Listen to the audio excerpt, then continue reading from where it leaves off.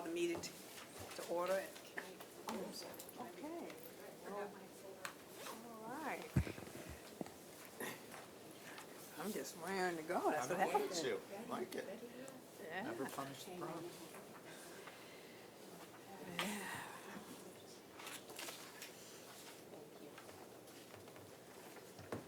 Thank you. Okay, we are at, this is Lago. Yeah, here we go. There you go. What is this? Blue thing? It is just some minor edits to the tuition, original resolution.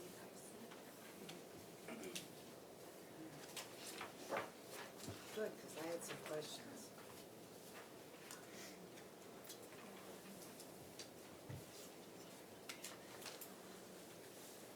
This is communications for regular Jonas. Oh, yeah, I'm just pulling you up, so. Oh, here's my question.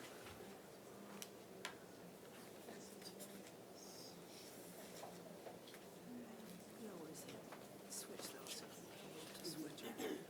Switch it first, and then just switch it. Just switch these.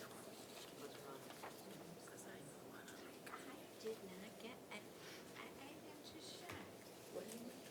Well, this just says you'd have two Georges. Oh, you're saying it's I've been trying to just, pull these up and change. yeah, them. generally speaking. This is so funny, I tried to review everything last Can night, ask. and I didn't. Must be a typo, you think? No. No, I think it's, yeah, it's two.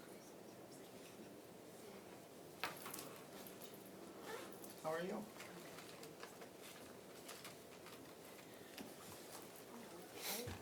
What? She's come back? I.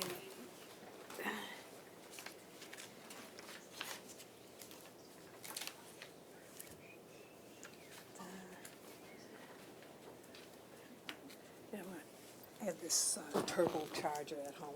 I need to bring it in for my, Your iPad? yeah, Yeah, mine doesn't keep its charge very well. yeah. You ready? So sorry about that. You ready? Okay. Okay. Call the meeting to order at 9:33. Roll call, please. Nelson, Here. Gingell, Here. Gershenson, Here. Loops, Todd, Here. Quarles. Here. Will you join me in pledge allegiance to the flag?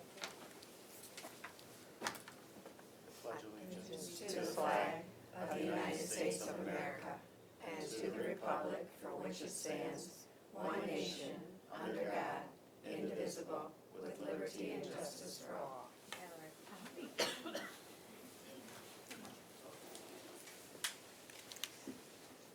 May I have a motion for the minutes for the April 8th meeting, please? Moved by Nelson, supported by Commissioner Gershenson. There's, okay. Voice vote, all in favor? Aye. Opposed, same sign. The minutes have been approved. Approval of the agenda, today's agenda.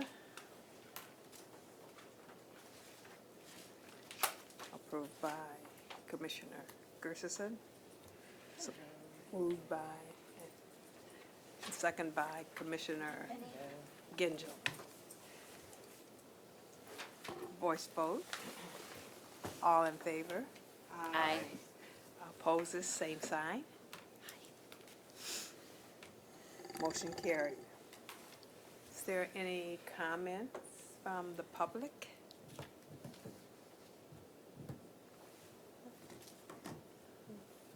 Like no one wants to visit us today. Okay. Then seeing none, I will close the public comment. Communications, there's no communications today. Then we will move to the regular agenda.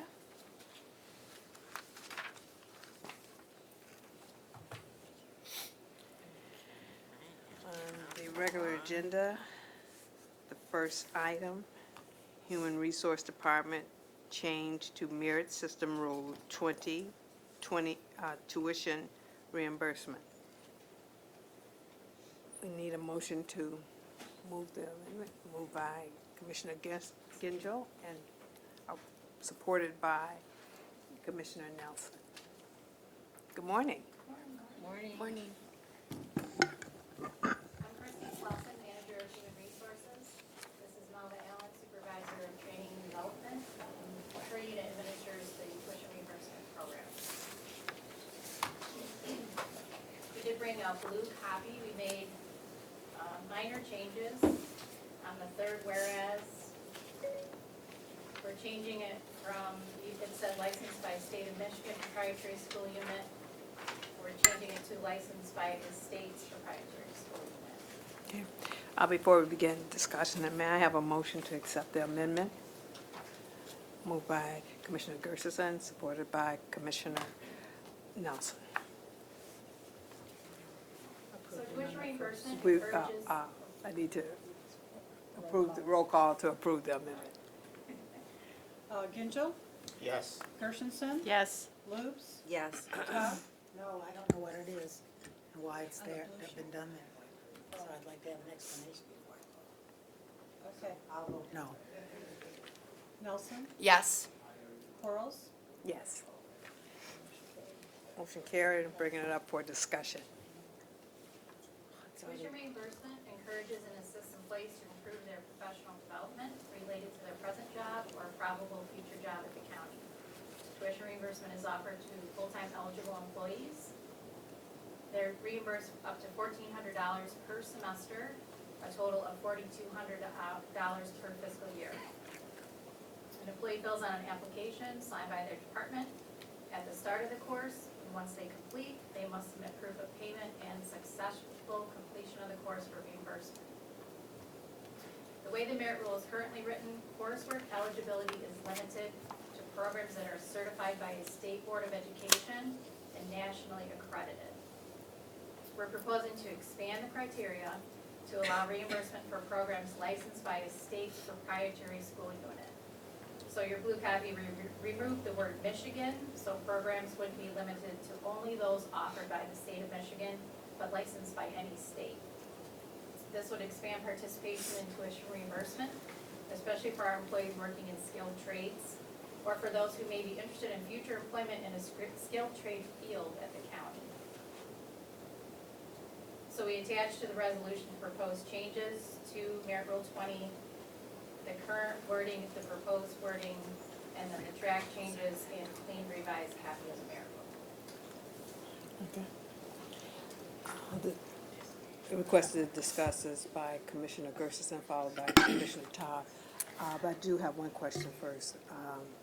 By changing the wording to priority schools, that does include skilled trades, even to the point of cosmetology? We don't have cosmetology here at the county, Okay. so, it has to be related to a job at the county. Okay. Thank you. So just to follow up on that, so this is strictly for trainings that are related to your job? Could be certifications, it could be to get a certification or a license, yes. So let's say there's an employee kind of looking to broaden their horizons and take a class in another area that maybe they hope to move to, that is Yes, okay too? that is So okay.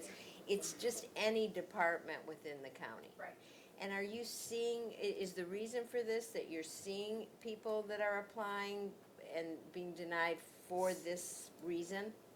Yes, we've had to deny some people because currently, if it's not offered through community college, then we can't support it because it wasn't nationally accredited. So, unfortunately, we have to turn some people away. Okay, and it's still the same group of people that would approve that? Even, that would Yes. approve the new, okay. Correct. So I'm a big supporter of continuing education. I think it's a great idea. Thank you. Commissioner Tom? Thank you. I don't know what a proprietary school unit is. Would you explain that, please? versus something licensed by the state of Michigan? Because I have read, and we have all heard about, fly-by-night places that offer, sadly, for thousands and thousands and thousands of dollars, in this case, $4,200, classes that aren't certified, the students aren't learning anything, and they've wasted their money, or the school's closed. And I would hope that we're not doing that. So what is a proprietary school versus a licensed school by the state of Michigan? Tell me the difference. Typically, proprietary school offers a vocational license or certificate, so it's not necessarily a degree. And we just trust the regulatory process through the state of Michigan in terms of having a school license and doing checks to ensure that they're complying with whatever was put before them to, for their particular program. So what you're saying is that you want a licensed proprietary school, is that correct? Well, then why wasn't the word licensed in there? I'd like to, since I voted. Where? Prior to Here. state. Or licensed by a state's proprietary school. Where is providing, I'm sorry, It says that the program has to be licensed by a state. that's crossed out, Not the license. okay. Yeah. So it's a licensed proprietary school, okay? Why aren't we using our Oakland Community College, which offers, or are we, is that considered okay? That's considered okay. So some of the skill trades that we have paid for has been through the community colleges. So, but for those who don't want to travel to the community college or don't want to take the full length of the program, they want a shorter program, the options are non-existent. Wait a minute. So where are they gonna go for a shorter program? Well, there's with the proprietary schools, they offer maybe a 6-week or 8-week course. It just varies on whatever training that they're seeking. So sometimes with the community colleges, it could be a full semester or it could be a year and a half. So you have a variety of this. Okay, so give me an example of a proprietary school. I mean, I would hope that when people are working here and they could take full advantage of this opportunity and get an associate's degree or something rather than a simple course, and regardless of what the trades are. And I think that's wonderful that we are going to advance people in the trades. I think that's terrific. But I'm concerned that we will be putting, perhaps sadly, some people in a difficult position where maybe a 6-week course isn't really quite good enough, but they're taking it anyhow because it's shorter, and they don't have the real skills they need to advance. How do we know that's not going to happen? I'd like to interject. Thanks, Lori. So, for instance, like a boiler operator, they would go through a lot of training before they would receive their actual license. Right. So there's no real 6-week certification courses that we're looking at here. Another one would be IT certification. So when IT's kind of come around full circle, it used to be experience, then they went to college education, but the colleges can't keep up with all the advances in software and such. So you're really only as good in that field as your latest certification. These types of certifications take time to get. We research before so when an applicant applies and they list a school or a proprietary school unit, we research that. We go to the National Board of Education listing that shows accreditation, even for colleges that we don't recognize, to make sure that they're accredited. And we would do the same for these proprietary school units, to make sure that they are legitimate and such. But yeah, so boiler operator is an excellent one. You even can get certified through like your Navy experience, if you were in the armed services in the Navy. And they have their own military accrediting body. Also, the IT certifications is a good one. And then, like Christie said, the full skilled trades, we would make sure that we had accreditation. I believe some examples were through, especially for boiler operator, were different union training processes that they go through, and then they come out and they're certified. But are we, let me put it this way, I don't have any problems with what you're describing, but I want to make sure that people are getting what they need, Right. the best education they can. That's why you crossed out by the state of Michigan. Right, someone could, so if you're in the Navy, for example, or any other armed services, you may come out licensed or certified. I understand that part I understand. So it Okay. would be state of Michigan, but it would be. But this opens the door to an awful lot of stuff, rather than listing different areas that would be acceptable. I mean, we could have some place in North Dakota, I like North Dakota, but I'm just making an example, that certifies everybody who walks in the door, stamps it, and they're done. They take a trip, yeah. I mean, how do we know if it's a national thing that at least is certifiable in this state? Our analysts, when they're screening applicants, we look it up. If we don't know what it is, because we're not seeing it every day, we look it up, we research it before we would approve it. Oh, and in this case, it would be our analyst, Yvonne over here, and Nova would look up our employees, the school that they're applying to, they would research it. So we do that on the applicant end and on the employee end for tuition. So how many people have you turned down? Probably 3. 3 people, and where do they want to go? Well, it was an enhancement to their job skill. So they were gonna get a certification over and above what they already had, which would enhance their job skill and then also benefit the county. It would qualify them for future So- promotions. Yeah, okay, that's good. And where would they, so we're doing all this for 3 people, Well, we're hoping this opens it up for more. for more opportunities for people? employees, yes. Right, especially since we know there's gonna be a labor shortage, and in certain technical areas where certifications and licenses are more important than college degrees. Madam Chair. Thank you, Madam Chair. Yeah, okay. Just one more, one question I do have. We talked about the certification in the skilled trades. Does this also hold for the professionals? And what I'm looking at is project managers who choose to go and receive a certification. Okay, thank you. Commissioner Gann. Yeah, I just wanted to ask a quick question. I think I'm understanding, but just to make sure. So this is going to give us more flexibility for ongoing training. It might be somebody that already has a 4-year degree that's looking for a different additional certification, such as an IT, where they might get it online from some entity in California once it's approved by the HR department, et cetera. Or it could be somebody in skilled trades that doesn't want to go to a 2-year program at OCC, but they can get accredited or some type of license through a different, shorter program that today they couldn't take through this program. I mean, is that the gist of what we're trying to do here?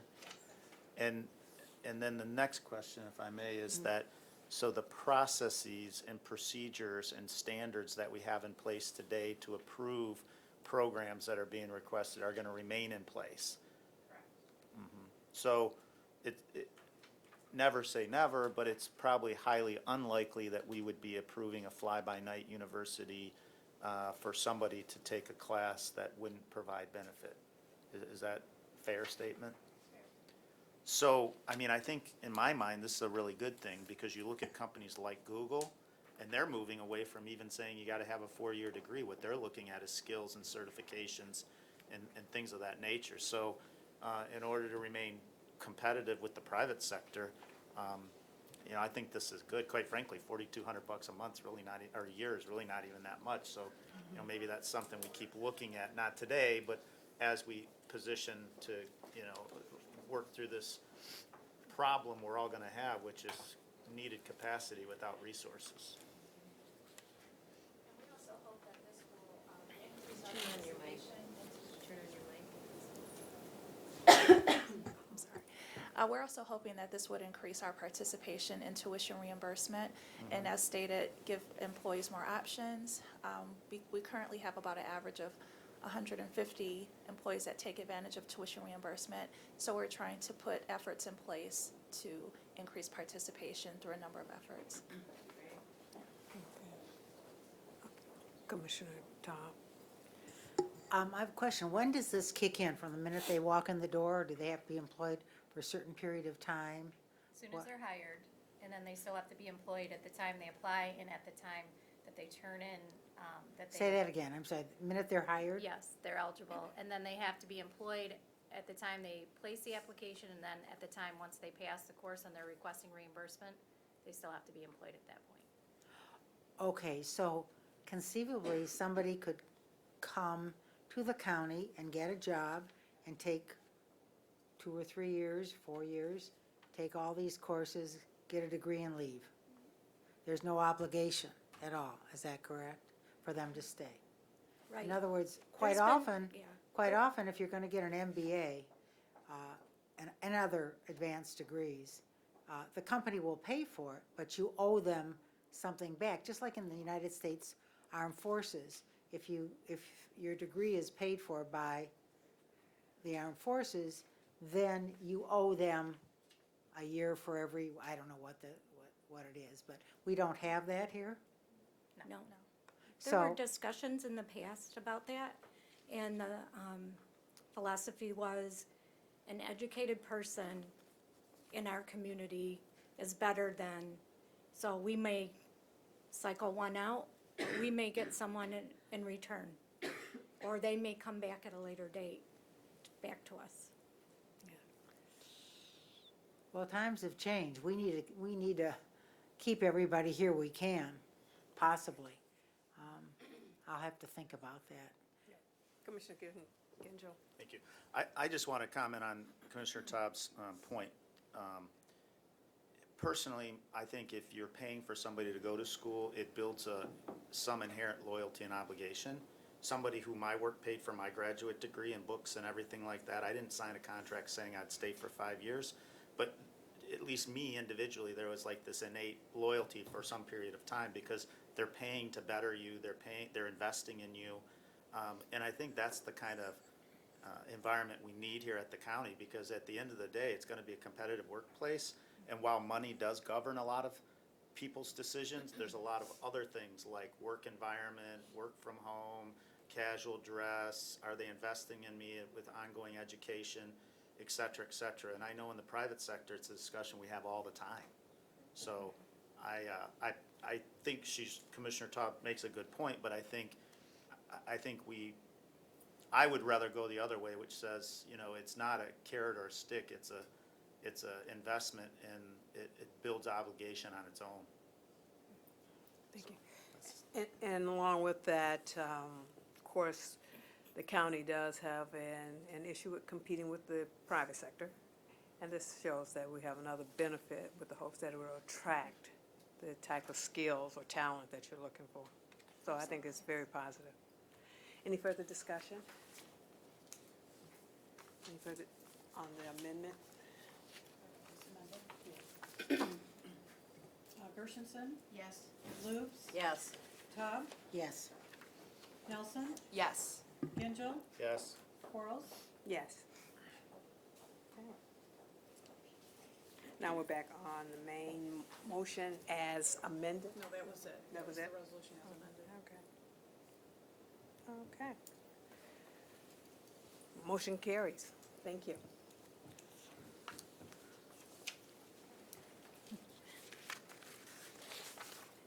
Moving to item 3. Boy, I'm rushing through this. Human Resource Department extension of certified eligibility list. Motion to bring it forth. Genjo, supported by Commissioner Nelson.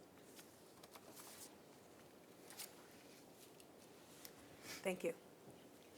Certified eligible lists are in effect for 6 months, and this committee may approve to extend a list for another 6 months. The Correction Deputy 1 eligible list was established on November 19th, 2018, and is set to expire on May 19th of this year. The examination is still currently open with 104 candidates on the list.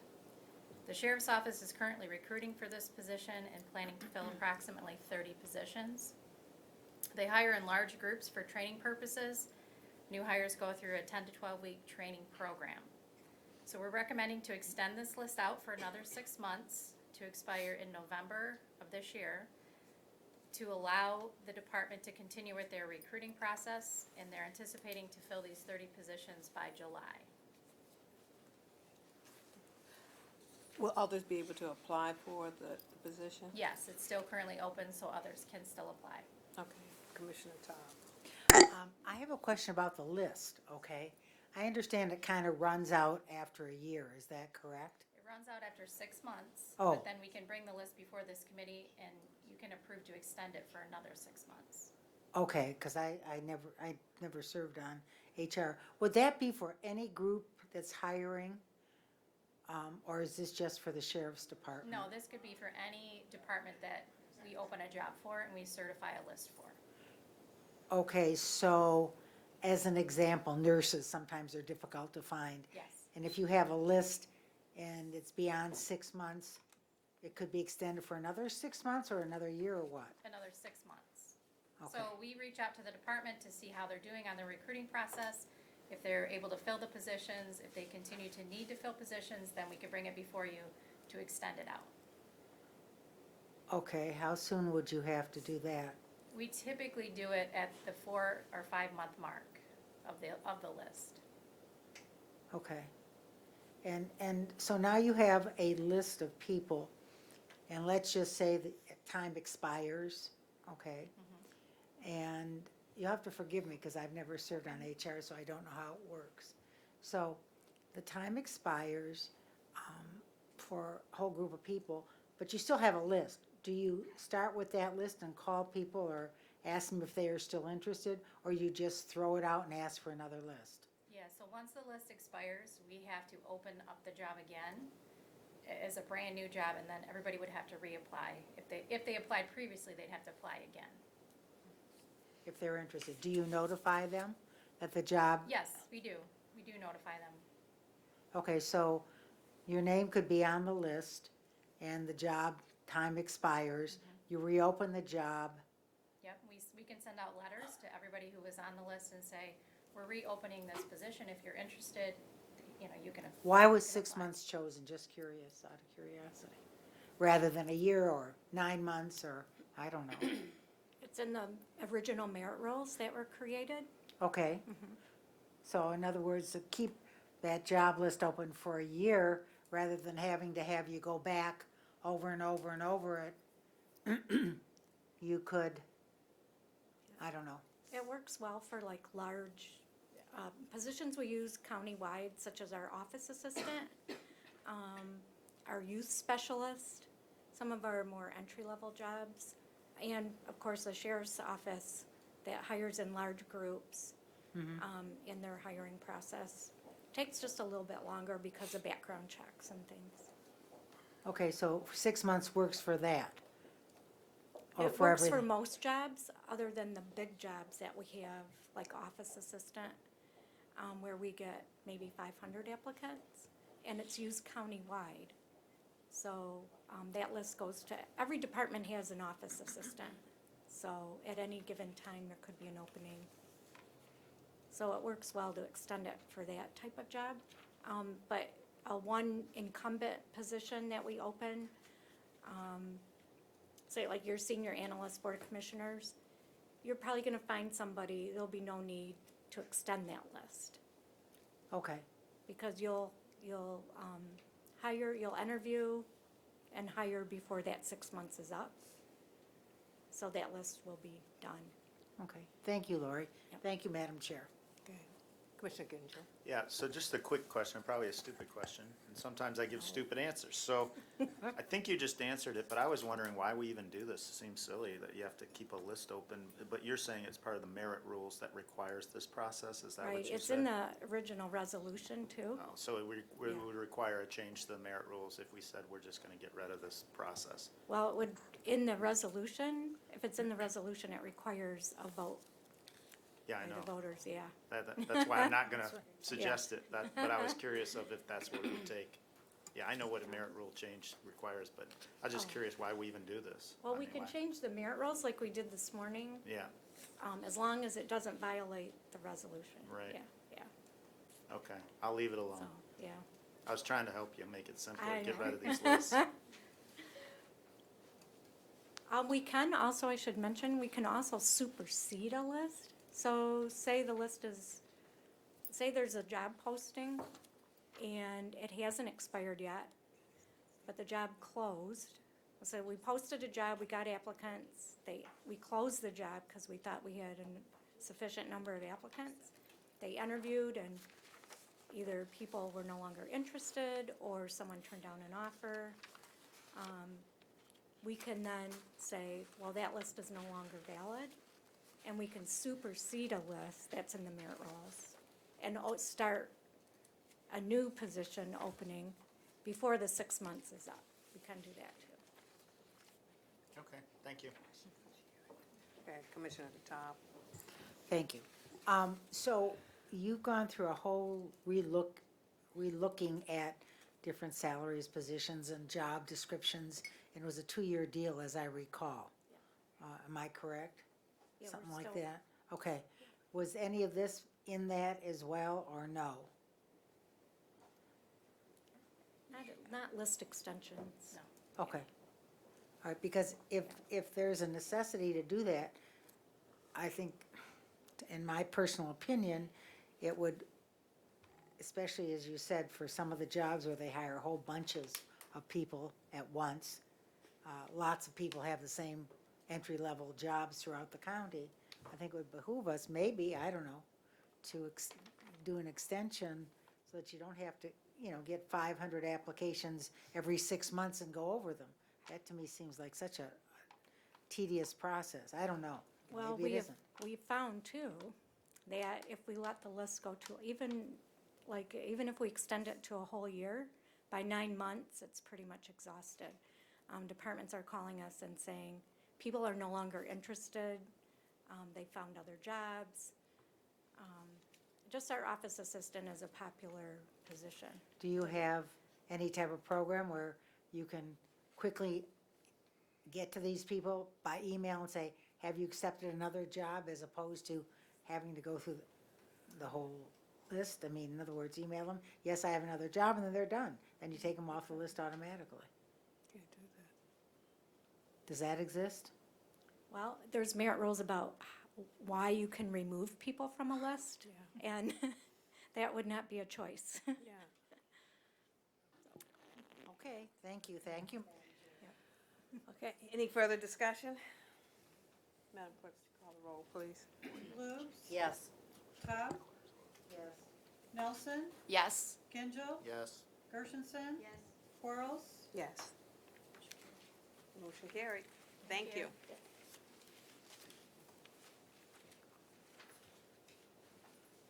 Now, moving on to item 3.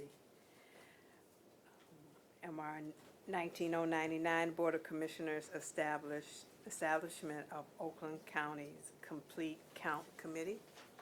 Are you guys, and it'll be spoke to by Chair Woodward. Motion moved by Commissioner Gershenson, supported by Commissioner Gingell.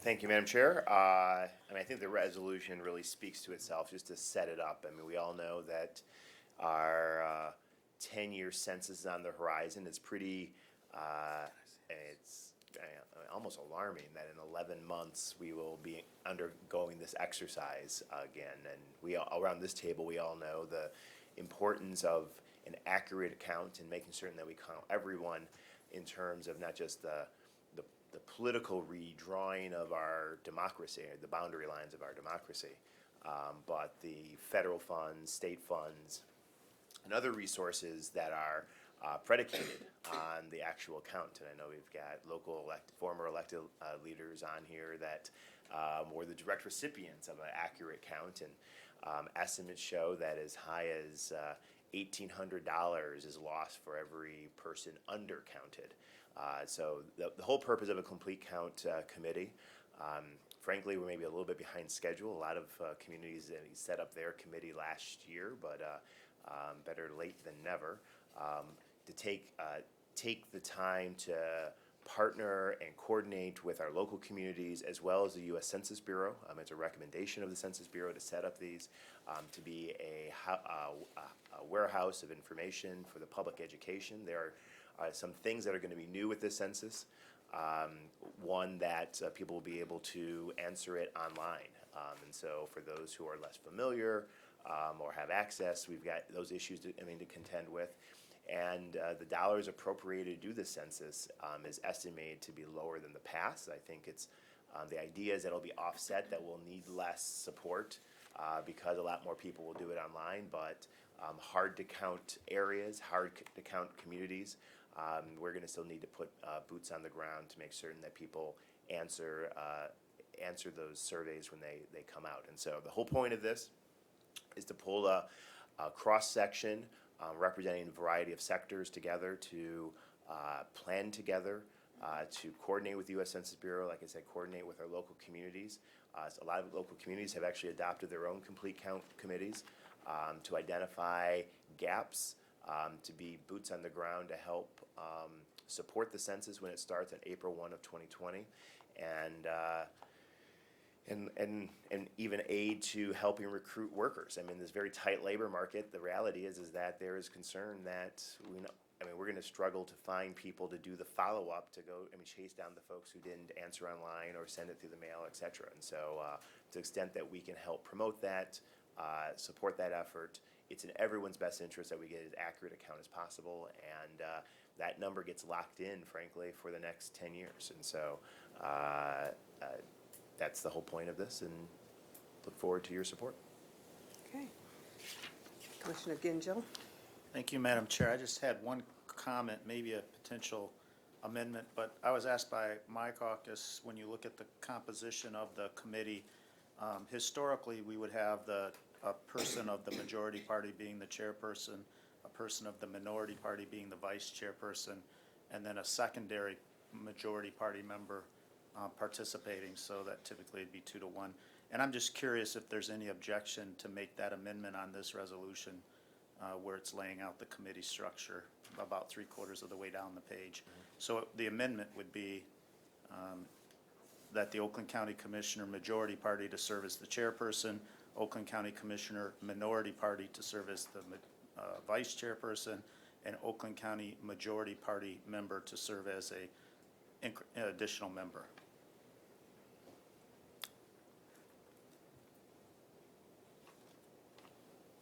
Yeah. Did you want to respond to that?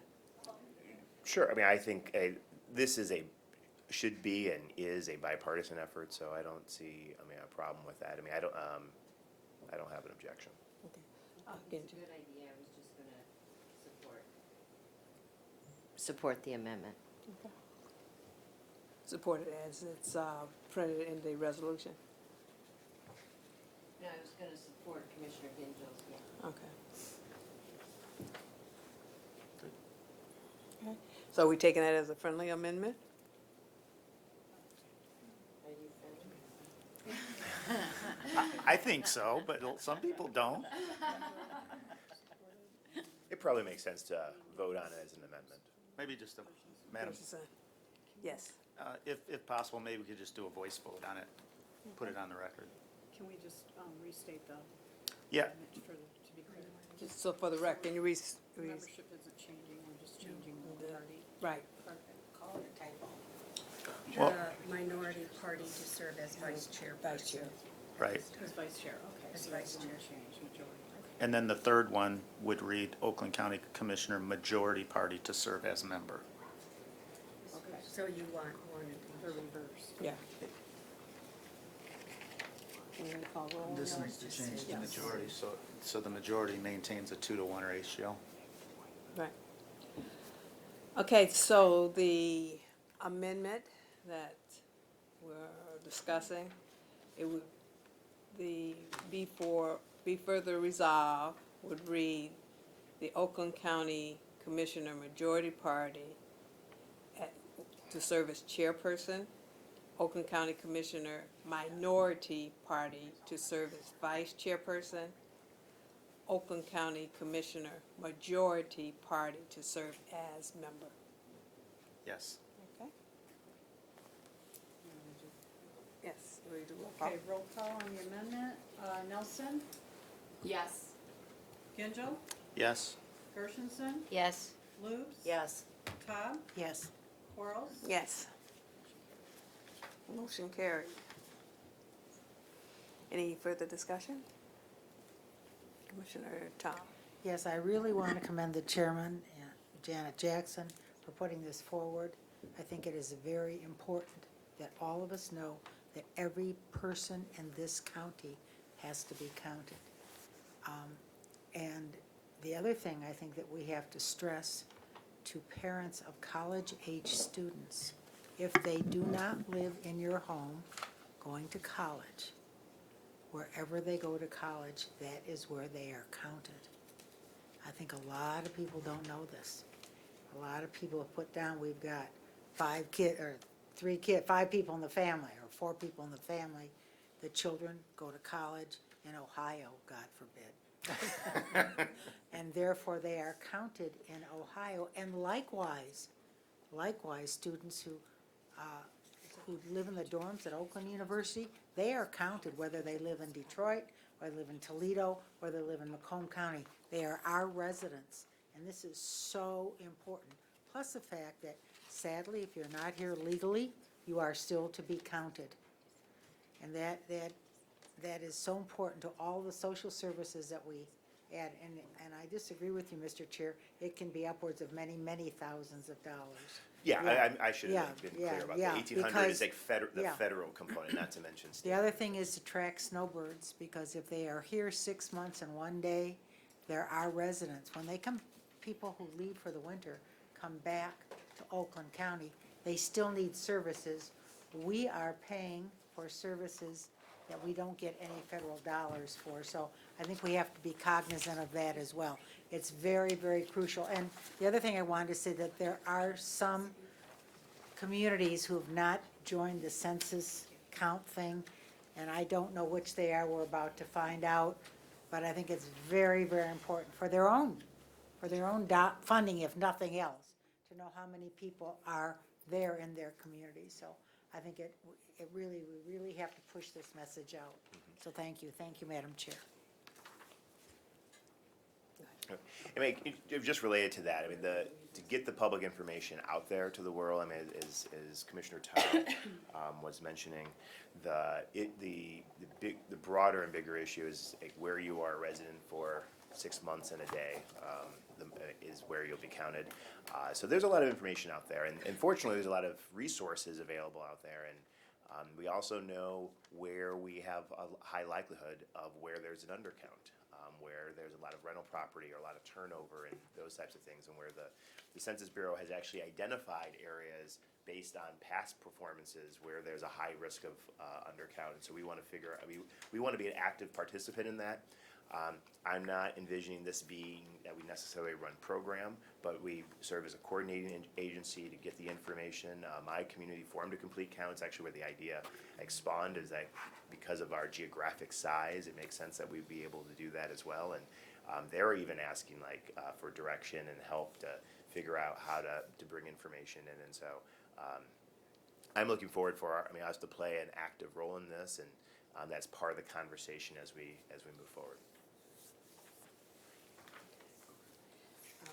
Before you, you'll find the amendment to this resolution for the budget portion of it. As you all see, it's $7,300, and it is item from the general fund. May I have a motion to bring forth Commissioner Lube, supported by Commissioner Gershenson?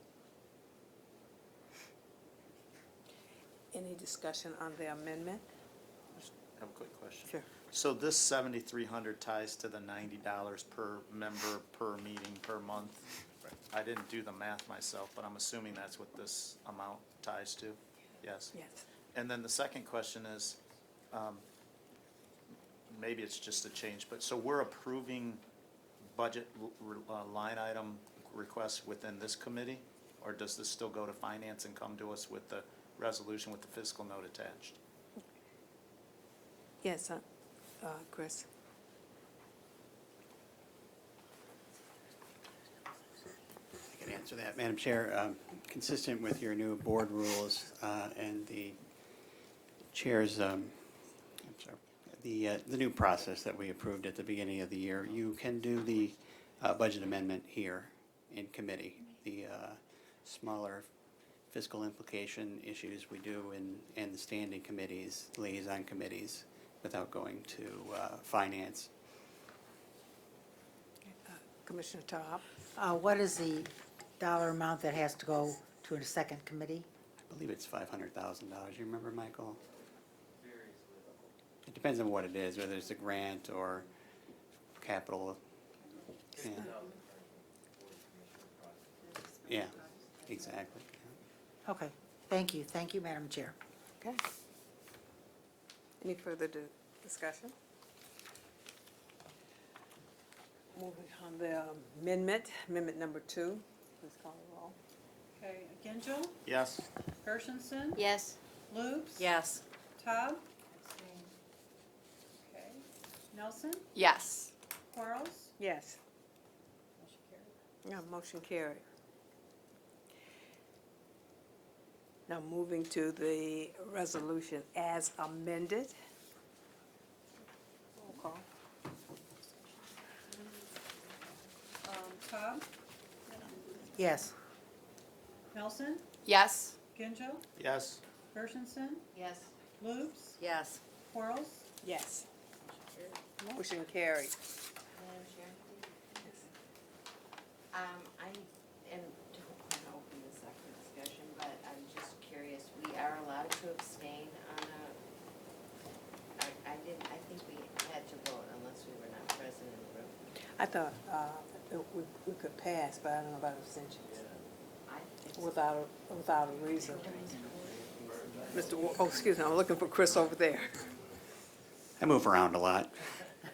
Yeah, it's in your board rules. You do have to have a reason for abstention, personal interest or conflict of interest. You have to state it, I believe, under the board rules. Okay, I'll be happy to state it. Okay. The chairman has asked me to participate on this committee, and I don't think it's right for me to be voting for funding, whatever. Okay. That's why I abstain. Okay, thank you. Okay, any further discussion? Okay. Resolution passed with as amended. Moving to item number 4, miscellaneous resolution 19104, Board of Commissioners, opposition to the deportation of Iraq nationals and Chaldean Christians residing in Oakland County. May I have a motion for approval by Commissioner Gershenson, supported by Commissioner Nelson?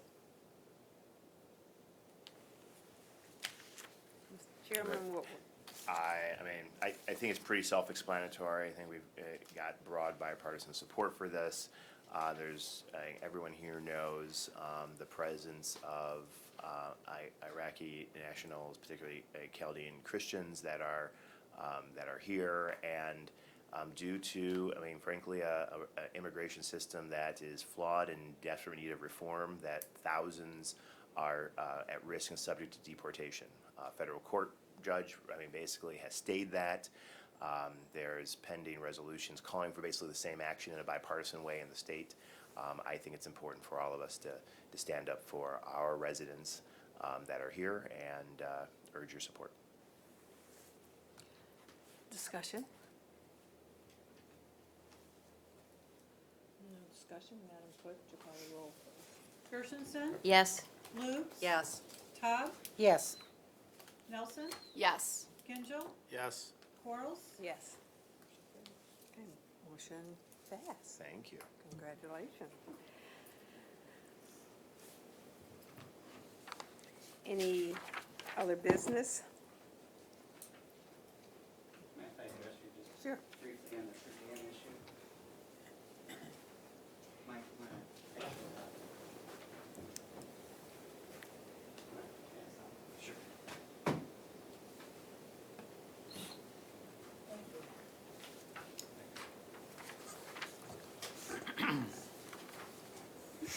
Madam Chair, you had a conversation at the last meeting. Commissioner Taub especially asked for a study. Michael did some excellent work on this, very in-depth investigation of the committees that the Board of Commissioners appoints, and those that are paid, those that are not paid, when they were established, those that receive mileage, those that don't receive mileage. You'll see a chart in front of you here this morning. I'm not going to go over this in depth, but we need a little bit of direction from you on this issue, pertaining also to the issue that just passed as well. I had a quick conversation with the chair of the board on this. I'm going to follow up before the board meeting on that to get some direction from Corporation Counsel. I do think there's an issue with the statute that we need some clarification on, whether we can pay out of the general fund a per diem. Don't believe we have any commissioner liaison or appointments that we're paying per diems right now. Those that do receive per diems, they're being paid. I do think the two that do receive a per diem are paid, like Parks and Rec, are paid out of proprietary funds. The Drain Board is paid out of the drain proceeds right now. So this would be a new precedent. And so the concern would be the compensation law the board is paid. Right now, we cannot increase your compensation during the current term. It has to be, it's fixed. During the current term, if you increase your compensation, it's adopted for the following term. Your compensation set as a salary. You do not have a per diem aspect to it. So I just want to make sure that what we're doing is totally consistent with the law. Just want to, do it cautiously. That's all. So we don't have anything that we've adopted in the past that I'm aware of that authorizes a per diem for a commissioner out of the general fund. But we did set something forward with that last resolution. So if that's the intent, then we just want to make sure that we're set to go. And then if that's the case, then there are others that are on here where people are appointed to, that others that are on the board that are sent as liaisons that are not also paid. And so there's an issue of consistency there as well. And that has been brought up here. So if that's something that you would like us to pursue to come back with a resolution, we can do that. The other issue is, I guess, a question of policy that we need some direction from you on as well, in terms of the others that are before you on this list. There's a couple of different categories here in terms of citizen appointee committees. There are others in terms of authority boards. I would raise a red flag in terms of paying the authority boards, though. There are separate legal entities that are taxing authorities. The statutes are set those up as separate legal entities. I believe those are meant to be in a certain separation legally for us to pay them. Again, I would want to look to Corporation Counsel before we take that step. So, Do we have any policies in place now on these? no, they've been set up piecemeal, essentially. And if I wanted to look for them, where would I go to look. Yeah, you would see back to 1975 in the mid-70s when they were set up, or as they were set up along the way, the board passed by resolution each time, they shall be paid. So is that, Even in the 50s and beyond, you know, as these were set up. The board would pass in the resolution, you know, authorizing the per diem. okay, so whatever addressing this is in the resolution that was put in place with it, is that what you're saying? Yes, yeah. So, you know, I do think that there's somewhat of a theme within these, though, in terms of their function and the weight of what they do. Those that are citizen-based committees, say the Historical Commission, all citizens, no liaison relationship. There's a committee that, from a practical standpoint, I would have a concern about paying a per diem. They meet at night. No one from the board, no member of county staff is present. We have no control over how many meetings they have. They could have 30 meetings a month for all we know, so how would we know, how would we control how many per diems to pay? You know, you go back to what is a per diem? A per diem is a per day payment. You know, there's another issue as well in terms of policy. Well, I think that's the whole issue on the table right now. We need to come up with a policy. Yeah. And until we come up with a policy, then we can go through this more thoroughly and have a better understanding and substantiate what we really need. And this too would have an impact on budget. So at this moment, I appreciate you bringing this forward, but I think there's far more work we need to do.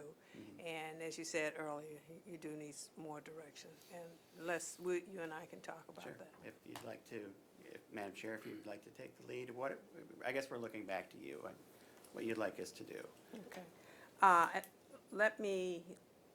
Let's talk about this. I think there's some questions about who's getting paid on these boards and commission. I certainly agree with you, authorities. I think that's a different realm, and we certainly shouldn't be paying for that. But you and I will talk about that. Commissioner Gershenson. I'm going to say the same thing. Okay. We need further discussion and however you want to handle it. Okay, Todd, Commissioner Todd. Yeah, I think it would help us if we look to Corporation Council, because they would have some history in this as well. Sure. Just my suggestion. I just also wanted to thank staff. I know this was a monster job to do. I appreciate it. Color-coded and everything. As always, they do a wonderful job. Okay, so then we will discuss this further. Okay, thank you.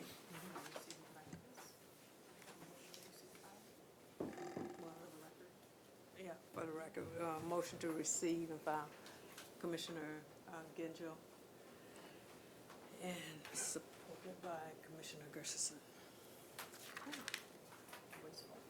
Voice vote? All in favor? Aye. Opposed, same sign? Okay. Any further business to be brought forth? Well, I will move for adjournment. Thank you.